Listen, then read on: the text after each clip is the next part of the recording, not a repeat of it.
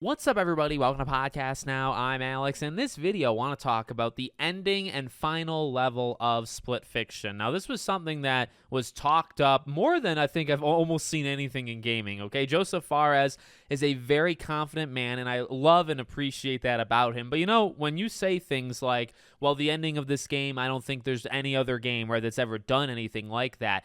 We heard that from him leading into the game, and then reviews came out, and I saw a couple different reviews saying, I can't believe what happens at the end of this game. And I thought, all right, now, not that I really trust the gaming journalists of the world, but you have the creator being very confident in himself, and then you have just other people saying, yeah, you know, this is something that we haven't really seen before.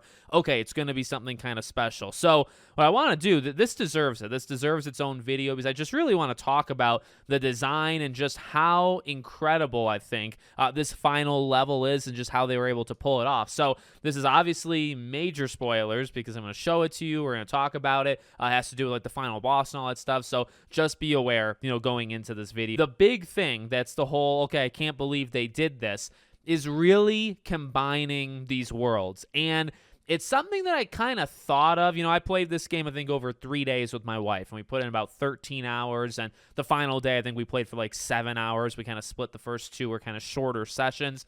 And as I was playing it, I was thinking, all right, maybe it's something where you're going to like swap worlds. And my wife actually, I think, predicted this in the first level where it's like, what if they separate them? And what if they put them in like their opposite story? So we were kind of on the right track, but we weren't there fully.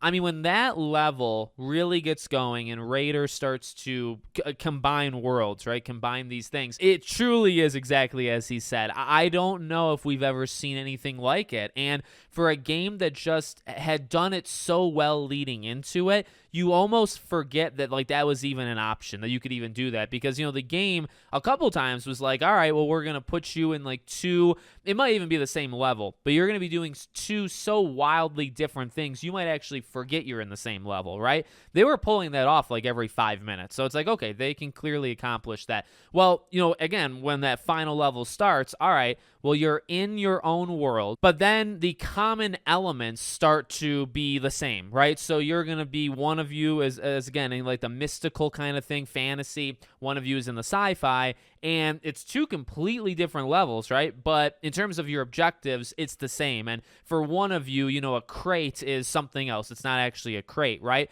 So that's how it starts. And it's like, all right, this is already kind of incredible because we're being presented two entirely different things, but they are the same because, you know, for you, it's a waterfall, but for me, it's a door. And we have to open it, and we can both go through it. So already, it's like, all right, this is the greatest thing of all time. But then, really, I think where they really start to just absolutely freaking nail it is when things just start to freaking mix, right? When they start to just overlap. And, you know, I think to some of these on rails, which, again, they do really, really well. There's skydiving type things. There's a lot of chase sequences in this game.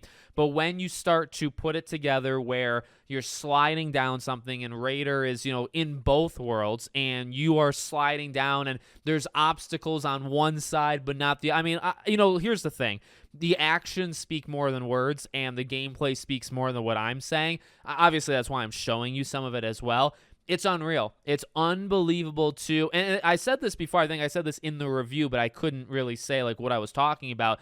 I think a lot of this game you really couldn't have gotten away with in previous generations of hardware. Now, it's not the most like visually spectacular game. There's a lot of things that are going on you know, at a distance, right? And they look good. Like, I'm not saying it looks bad or anything, but you're not looking at like the most fine details of all time. In fact, if you really start to look at it, and you look at even that final level, you know, things don't look amazing. But I imagine, I don't know this for sure, the processing power of being able to just literally split the freaking screen and have two entirely different, literally levels. You can just experience them, you know, fully as levels, but they throw them together, and the amount that you are jumping between one or another is unbelievable. And again, it just feels like this natural evolution of the game that you were playing. But again, I'll say what I just said because I feel like it's powerful, at least in my head.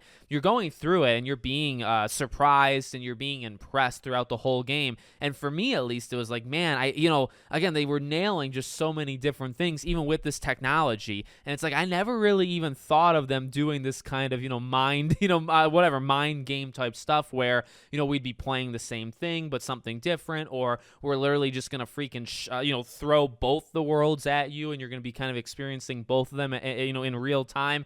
So cool. So freaking cool. And they're right. I mean, he was absolutely right leading into this game that is, I don't think anybody's ever done that. As you think about some of these co-op games, you think about some like split screen stuff. I mean, you're looking at the same I mean, like, think about Left 4 Dead, right? Left 4 Dead is probably like one of the greatest co-op split screen games ever created.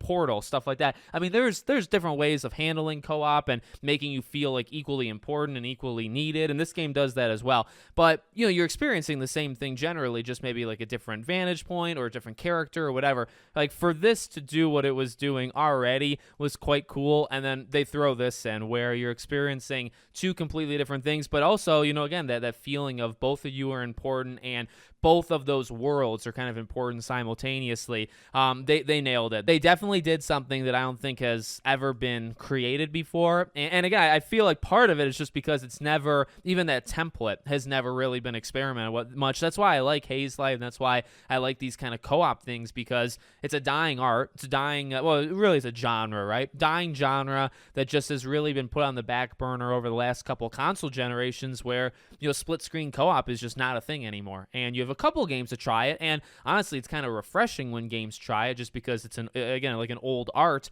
But because of that, you don't have a lot of. I mean, look, I applaud games that do freaking split screen co-op just in general, because it's a thing that we don't do anymore. So to then ask that you innovate that genre, right? Because that's what this is. This is innovation, and you don't really see a lot of innovation for it because it's just never tried in the first place. So they deserve a major round of applause, and it's not something I think you forget. I mean, when you think about, I don't know, like, I forget what the Game Awards calls it, but when you think about like the most innovative gameplay or the most, here's the thing, like, the gameplay in the game is really not all that special. It's not all that, crazy or something that we've never seen before. It's pretty basic in a lot of ways, and I think it makes it actually a lot of fun. But just in like that, I don't know if you want to call it level design. I guess that is what you would call it, right? The level design at work here is something that we've never experienced, and I think should win something, right? No matter what happens this year, no matter what GTA does or any other game, this deserves something, because you need to highlight. I really feel like you need to highlight this kind of stuff and say, all right, this is like why we do it. This is something that we kind of strive to do, and push the genre, and that's what something like this does. So let me know what you guys think in the comments. Make sure, as always, you're subscribed to the channel, bell icon turned on, and I hope to see you all on the next one.